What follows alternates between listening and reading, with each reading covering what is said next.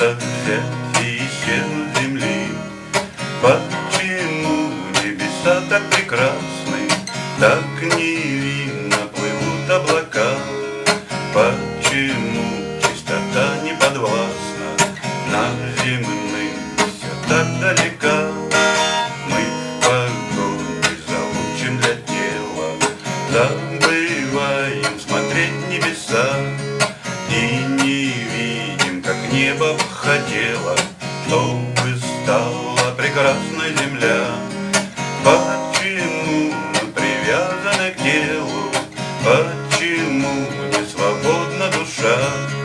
Почему бы не жить и отдельно, только светом единым дыша?